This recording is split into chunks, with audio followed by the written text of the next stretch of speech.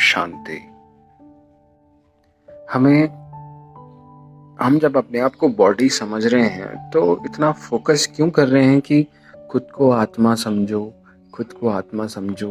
ये बॉडी तो कुछ टाइम के लिए है, बॉडी तो मतलब नाशवान है, यानी कि इसका नाश होना ही होना है।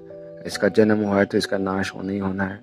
क्यों इतना फोकस किया जा रहा है, क्यों इतना कंसंट्रेट, और क्यों परमात्मा ये ज्ञान दे रहे हैं कि तुम ये बॉडी नहीं हो, तुम एक पवित्र, शुद्ध और ज्ञान स्वरूप, आनंद स्वरूप, शक्ति स्वरूप और शांत स्वरूप, सुखी, खुश और आनंद स्वरूप आत्मा हो।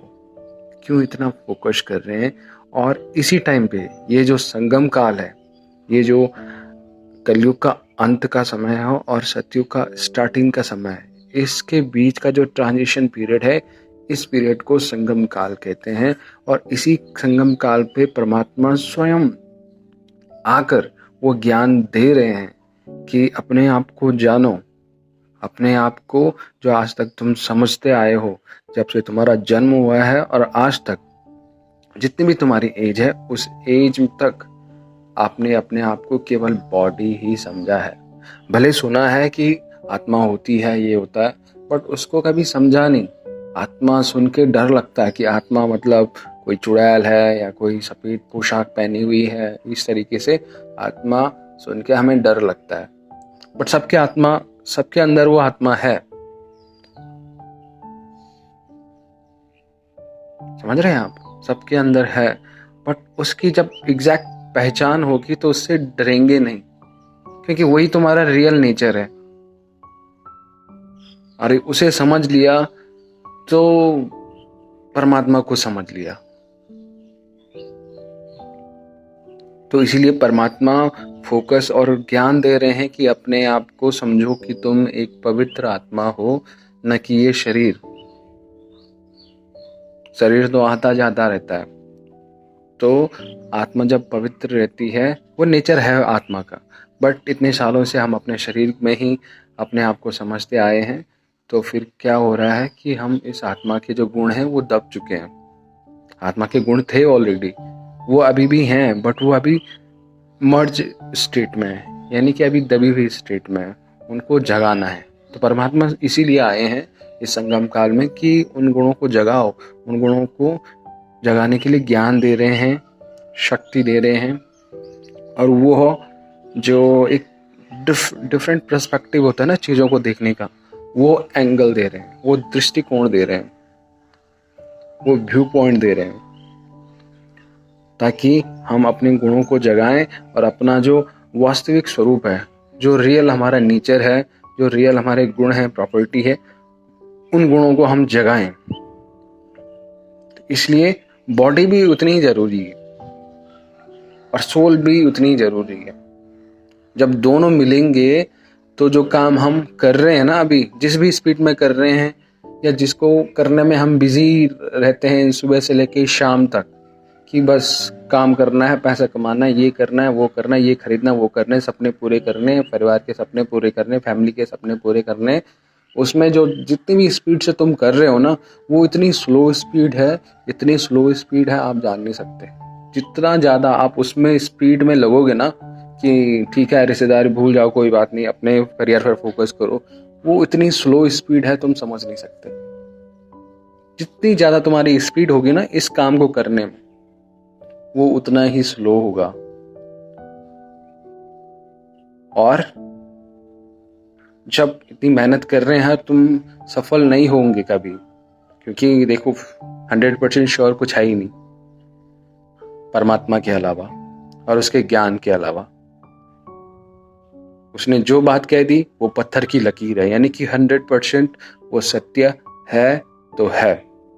उसको या उसकी बात को काटने की सामर्थ, पावर दुनिया की किसी भी शक्ति में या किसी भी व्यक्ति में नहीं है, किसी भी और ज्ञान में नहीं है। तो जब तुम इतने काम में लग जाओगे ना, अपने इस कलयुगी दुनिया के काम में लग जाओगे, जितनी आपकी स्पीड रहेगी, जितना आप अपना टाइम देंगे उसमें, उतनी आपकी, समझ लो कि आपकी जो स्पीड है वो स्लो है। बट आप नहीं समझ रहे हैं। आप समझ रहे हैं कि मैं तो दुनिया से बहुत आगे निकल गया हूँ, वो काफी स्लो है, तो उसको फास्ट कैसे करना है? वो वहां की स्पीड नहीं बनानी है, वहां तो कर रहे हैं, जो काम कर रहे हो करो, लेकिन अपना जो मेन इनर बीइंग है, जो तुम्हारे सोल का नेचर है, उसे जगाओ। जैसे जेसीबी होता है ना, जेसीबी, तो जेसीबी बहुत काम कर सकता है, जैसे आप कर भी रहे हैं। किसी बड़े पहाड़ को काटकर वहां रोड बना सकता है कुछ ही घंटों में या 1-2 दिन में, अगर बड़ा ही पहाड़ है तो। या कहीं पे रास्ता नहीं है तो वहां रास्ता बना सकता है। तब बना सकता है जब उसके अंदर ड्राइवर है, ड्राइवर का वो ज्ञान है कि कैसे बनाना है, कैसे मिट्टी निकालनी है, कैसे पत्थर तोड़ने हैं, कैसे साइड करना है, कैसा प्लेन करना है। जब उस आत्मा में भी वो ज्ञान की चीजें हैं, है ना। अब बस का ड्राइवर ऐसा जेसीबी नहीं चला सकता, तो जेसीबी का ड्राइवर के लिए जेसीबी का किस तरीके से काम करती है, किस तरीके से काम करवाना है, उसका नॉलेज होना चाहिए। तो ठीक इसी तरीके से हमारा जो शरीर है वो एक जेसीबी है, जेसीबी मशीन है, और जो ड्राइवर है वो है आत्मा। और जेसीबी चलाने का जो नॉलेज है, किस तरीके से उसको चलाना है, वो नॉलेज परमात्मा दे रहे हैं। वो है हमारे अंदर, बट वो दबा हुआ है, हम भूल चुके हैं उस नॉलेज को। तो जब परमात्मा को ज्ञान दे रहा है तो हमारे अंदर वो नॉलेज आएगा। हमारे अंदर मतलब हम कौन? सोल, आत्मा। तो हमारे अंदर वो ज्ञान आएगा। वो जब ज्ञान आएगा तो हम समझ जाएंगे कि इस शरीर को आप कैसे चलाना है, कैसे इससे मल्टीपल टाइम हम काम करा सकते हैं। जो हम अभी कली की दुनिया का काम करें वो इतना स्लो स्पीड का काम है, बट जब वो ड्राइवर जाग जाएगा, जेसीबी चलाना जान जाएगा, तो क्या होगा? क्या होगा? जो काम तुम इतने तन मन धन से कर रहे हो ना कली की दुनिया में, अगर उसे आत्मा से कनेक्ट करके करोगे तो वही काम तुम्हारा कई गुना ज्यादा हो जाएगा। सेम काम कर रहे हो, उसमें हबड़ तबड़ करने की भी जरूरत नहीं है, आराम से करो, बट वही काम तुम्हें लोगों से 1000 गुना आगे बढ़ाएगा। जैसे जेसीबी अलग अगर रखी है तो उसके अंदर सारी फैसिलिटीज, सारी पावर भी है, फ्यूल भी है, सब कुछ है, बट जब तक उसमें ड्राइवर नहीं बैठेगा वो किसी काम की नहीं है।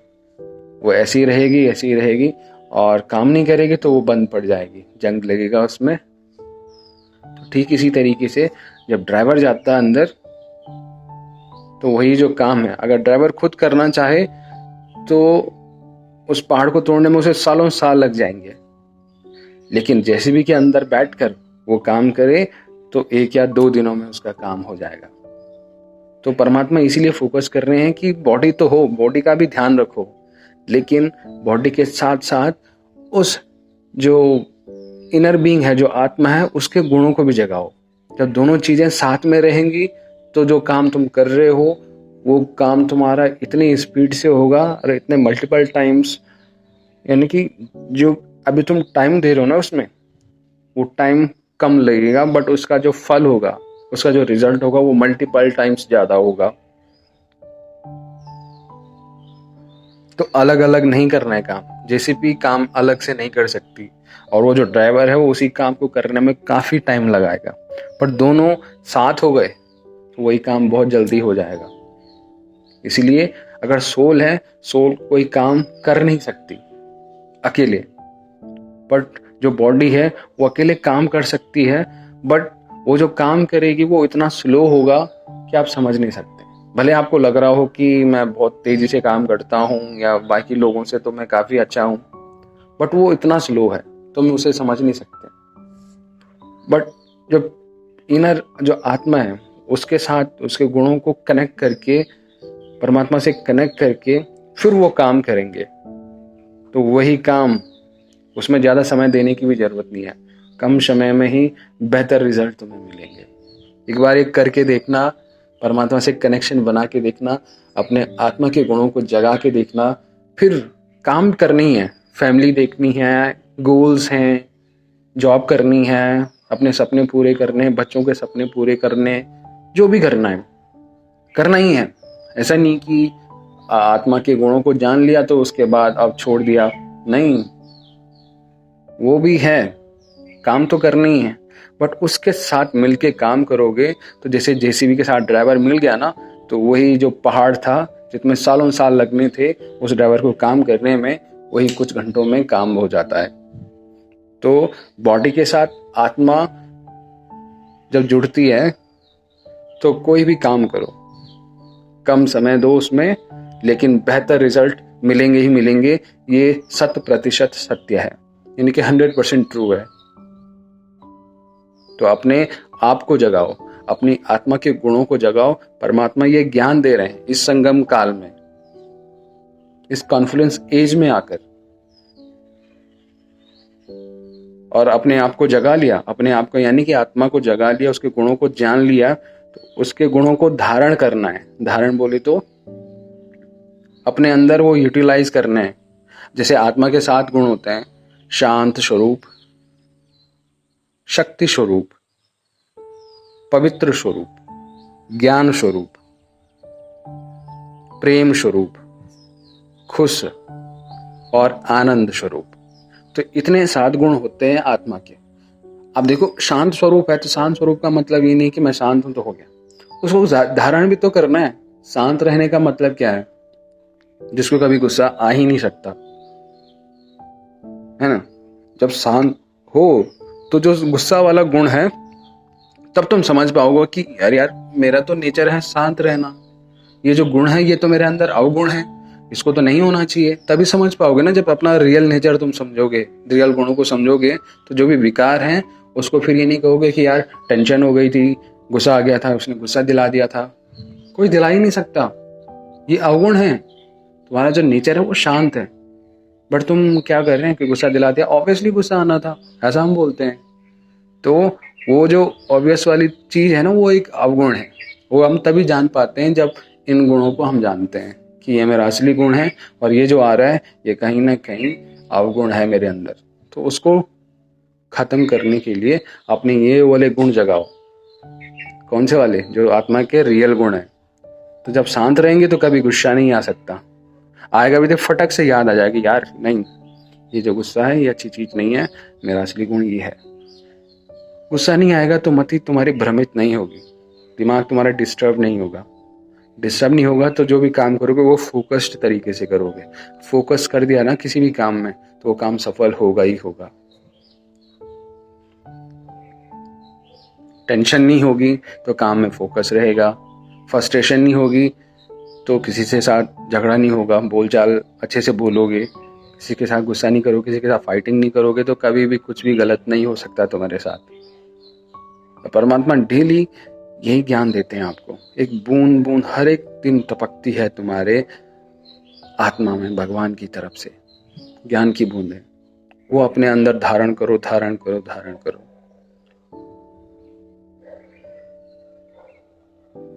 ओम शांति। Thank you so much.